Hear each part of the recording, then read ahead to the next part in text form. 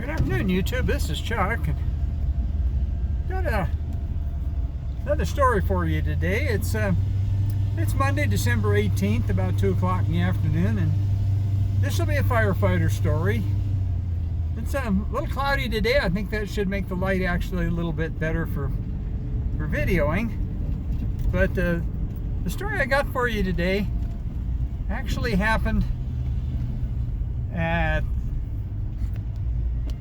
this house right there. But it's not important which house it was at. That's not really what my story is. And I'm gonna pull up here into a church parking lot where I can concentrate a little bit more on telling you about it. But it was pretty common for us to get, and it still is, for the fire department guys to get dispatched to what we call a check welfare call. And what a check welfare call is, I'm going to pull into this church parking lot right here. I don't think anybody will get too excited about me sitting for a little bit in the church parking lot. There we go. Let's put this thing in park. If you've been watching my videos, by the way, my heater's working wonderfully. The truck is toasty warm. It's a little bit cool out today. But anyway, we got one morning about 10 o'clock in the morning or so, the police department and us, let me shut the motor clear off here. There we go. The police department and us got dispatched to that house for what we call a check welfare. Well, check welfare calls are pretty common, and we have a lot of older people here, and when somebody hasn't seen them for a few days, it's not uncommon at all for them to send us out there and to just see if they're okay. And we also have a lot of these little emergency pendant things. They're advertised a lot on TV, and they actually earlier today, one of the engines got dispatched to one of those, and that's kind of what got me thinking about this. And another thing happened. I'm going to tell you after I tell you this story. I'm going to tell you what got me thinking in this line. But anyway, the police department and our folks were dispatched out to that location for a check welfare, and I was the duty chief that day, so I just sort of tagged along, and as I commonly do. And now we don't run lights and siren on calls like that. We just drove out there, and it's about a 2.5 mile run from the station. And so the police department guys were there already when we got there. And as we got out of the truck and started walking up toward the house, the police officer came out and he says, we made contact with them. He said they're fine. And so, kind of like he halfway expected us to go get back on the truck and leave. Well, we don't do that. We went ahead and decided we'd go and make contact ourselves and talk to him. And so, he got in his car and left in a little bit of a huff. And so my medics are pretty sharp guys, and gals. And so they went on in to contact the folks just to double check with them. And I was behind him a little bit, and the next door neighbor lady, she kind of motioned for me to come over and talk to her. So I did. I walked over there, and she said, yesterday, she said, I happened to glance over there, and I can see in their dining room window, and they were sitting at the table, at their kitchen table. And she said, later on, a few hours later, I glanced over there, and they were still sitting in the same place. And she said, I didn't really think a whole lot of it until this morning when I got up and I looked over there, and they're still sitting in the same place. They've been sitting there for 2 days.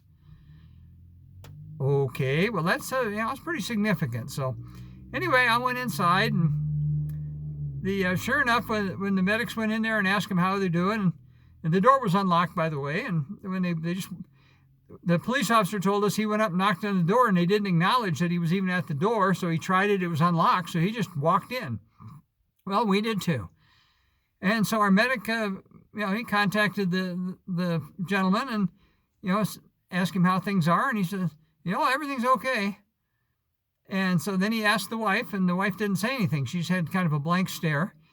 And the husband said once again, he said, everything's okay.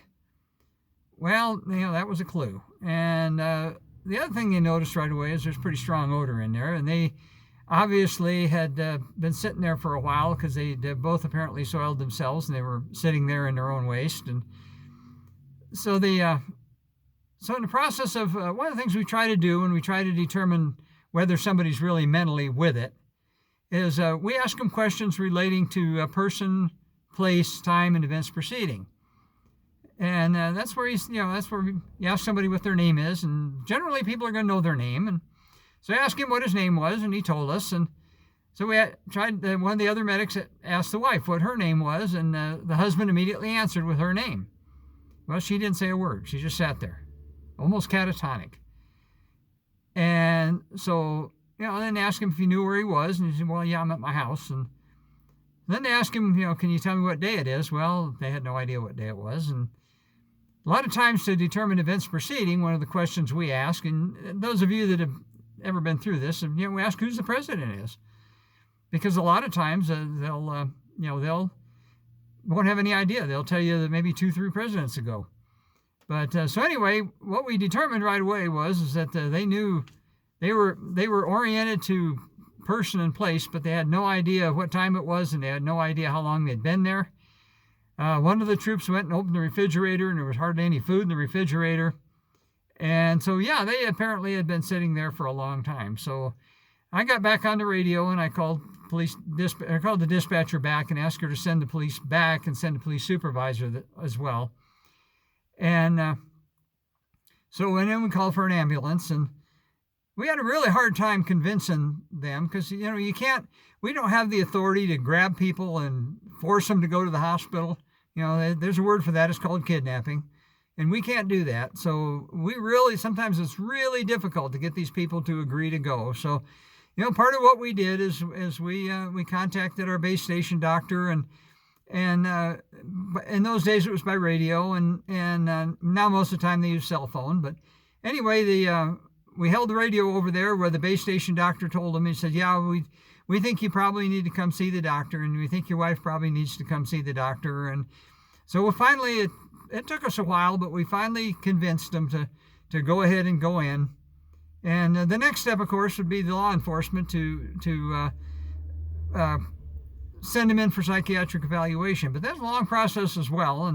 And a lot of times patients, they don't want to lose their independence, so they don't want to be involved in anything like that. And they'll argue with you, and sometimes they'll physically fight with you. And so, we didn't want that. We wanted to do the salesmanship thing. And so it took us a while, but we finally talked them into going. And of course, she never said a word during the whole time.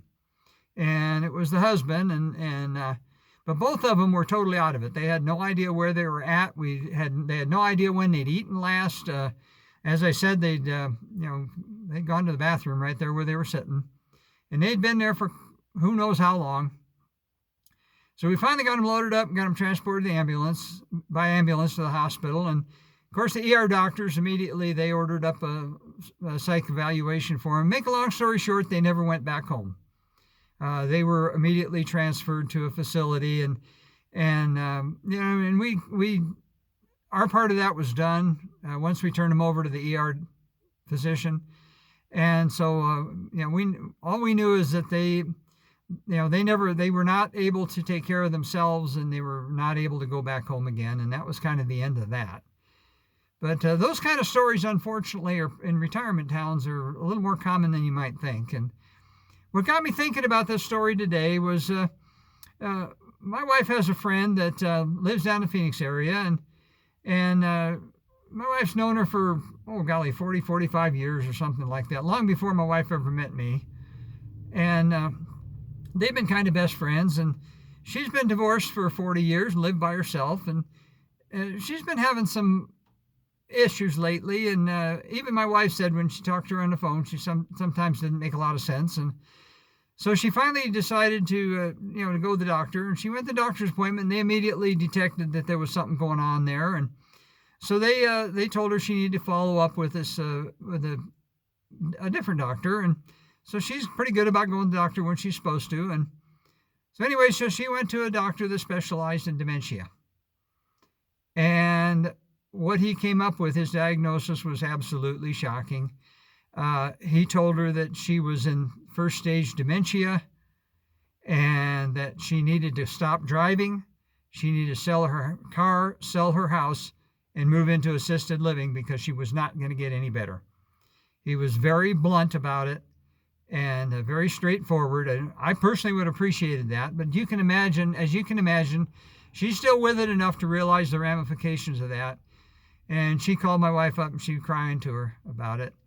that and golly, I mean, I have a great degree of sympathy of that, because if that ever happened to me, I mean, I probably wouldn't handle it very well either. But anyway, she's been told that's the situation, and I've got a history of that in my family. My mother died complications of Alzheimer's in the last 7 years of her life. She didn't know her own name and didn't know what planet she was on. And her sisters all had it. Her mother had it. Her father had it. And the only one that didn't have it, it was her brother, my Uncle Mike. And so I've always been pretty on the lookout, especially dealing with my mother. And I understood. I learned about Alzheimer's, and I learned about dementia, and I'm always on the lookout for it, for first signs of myself, since it runs in the family. And I think if I was going to get it, I think that it would have showed up by now. But anyway, I figured I'd bring you that as a firefighter story with a little sidebar. Unfortunately, we saw way more of those than we really wanted to, and so I think with that, I'll go ahead and end this one for now. Let me pan back over here to the church. This started out as an Episcopal church. As you can see, it's now some kind of I'm not sure what kind of a affiliation church that is. But the only time I've ever been in this church is calls and funerals. So I'll tell you, as I always do, take care of each other, love each other, pay attention to your surroundings. And I'll be back with you another one here pretty quick. So right now, I'll just say peace out.